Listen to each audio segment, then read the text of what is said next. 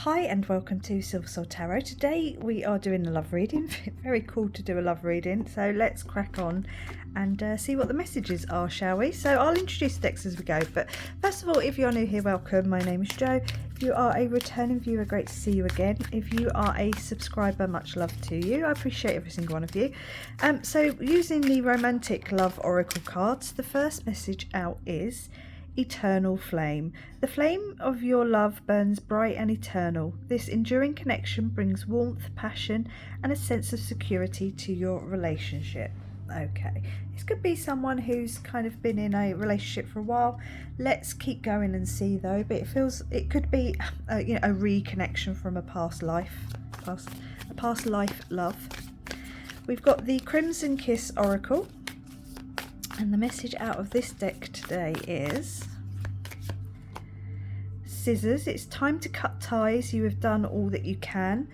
Maybe there's someone here that needs to cut a current situation out, or cut out people that are just, not really good for you. And believe in this eternal flame, as you move forward. Let's take another one.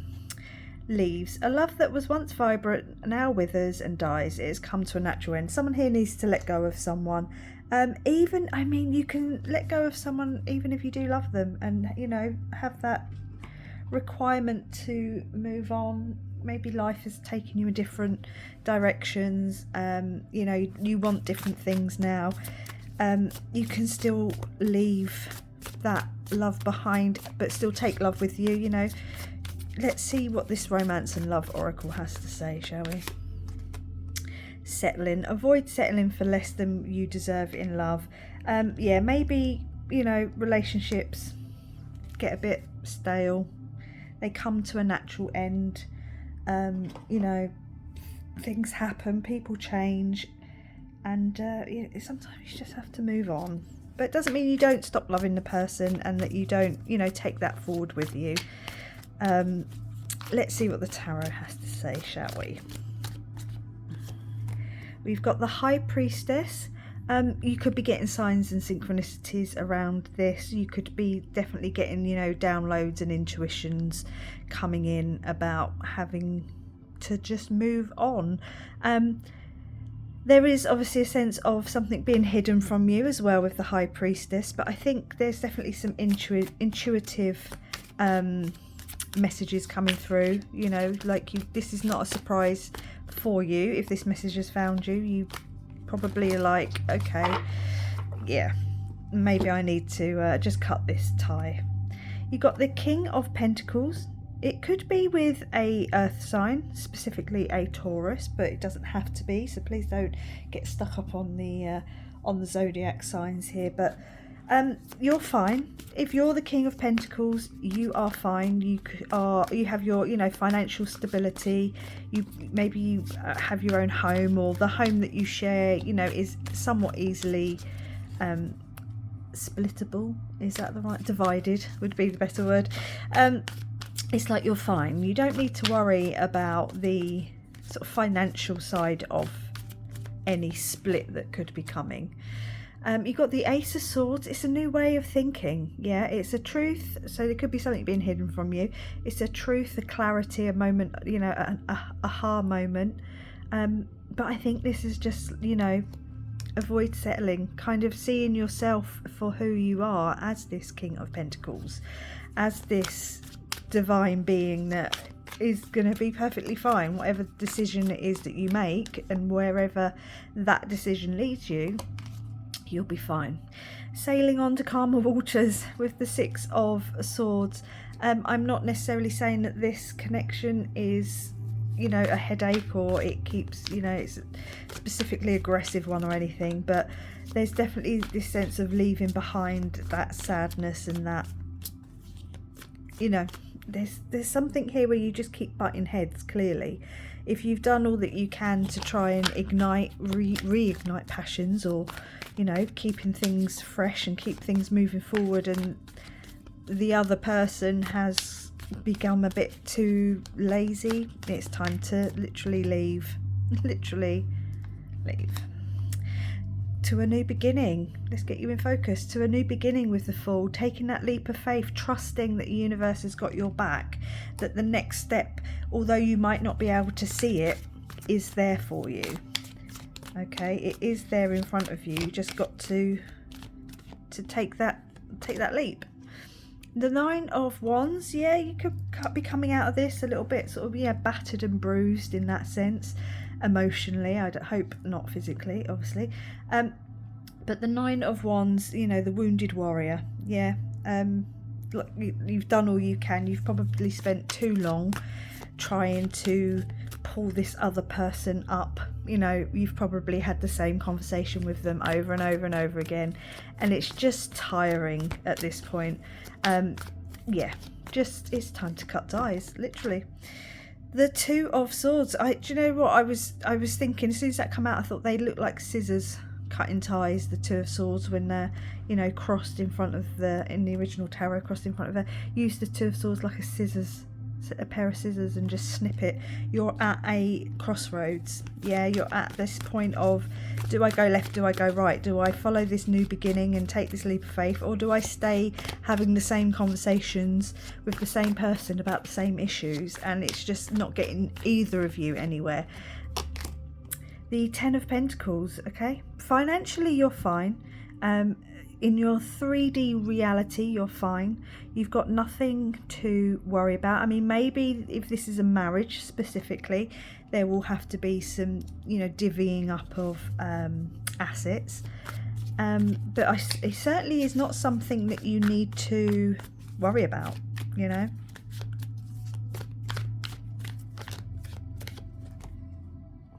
The Seven of Cups. Okay, dreams, illusions, delusions. Maybe you're getting some downloads. You know, your intuition is coming in via your dreams, so it could be a message for someone. But definitely, like, you've got these options open to you. You don't have to stay with this one never-ending bottomless pit of communication that doesn't get you anywhere. You've got the Death card, yeah, so we are in Scorpio season. It is a Scorpio card, but it's the death of something so that you can have this newness, so you can have the rebirth, so you can walk away towards something new, something more prosperous even. You know, I mean, this could be someone who maybe drains your finances a little bit. Maybe you're gonna have to take that as it resonates. Please pop a comment down below if this is resonating with you. But yeah, you need to stop settling for something that's clearly dead. Okay, it's dead and done and over with. The Page of Cups is a messenger. Okay, it's a messenger to do with your emotions. You could have something popping up out of nowhere, something being hidden from you, a truth or something being revealed that just kind of is the last straw, and it kind of pushes you over the edge, so to speak, and towards your new beginning. You know, it's that little thing that kind of makes you go, yeah, okay, you know, I'm done, we're done, I'm gonna move on. With love, you know, we've just kind of come to this mutual end of neither of us care anymore. You've been telling me for X amount of years that you don't care, and now, you know what, neither do I. I'm going to go and forge my own path. Maybe actually, like, listening to the other person that's a message there for someone. You know, when someone tells you that they don't care, you need to not hear it, but you need to listen to it and actually be like, yeah, this person doesn't treat me the way I should be treated. I'm better than this. This is for the masculine and the feminine. I'm never going to be telling you that all men are bad or all women are bad, because, you know, equals here. But yeah, there's something is going to pop up about love, something unexpected, something emotional that kind of just triggers this death. But this is a long time coming, and it's just now just that moment of release. You're just about to hit that moment of, yeah, do you know what, you know, maybe, I don't know, it could be like, I don't know, like, you know, something happens in the home and a bill's not paid, and it calls, you know, something's gone wrong, and you know, you're kind of taken to this point of, you know, we need to move, and you're kind of like, do you know what, I'm not moving with you though. That came to mind. So that could be for someone, if you're about to move and it's, you know, a problem that's been brought about by idleness, or something you've spoken about time and time again, pay that bill, pay that bill, pay that bill, and it hasn't happened. You know, you're just going to kind of reach your wit's end. So I'm going to use some Healing Spirits Oracle cards just to close out the reading and see if any other messages want to come through. We've got Always in Motion. Yeah, keep going through this death and rebirth process. Keep moving.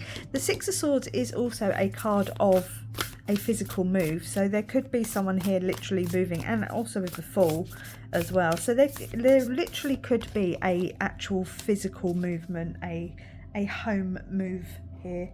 Someone could be moving houses, moving locations, moving towns, moving cities, whatever it is.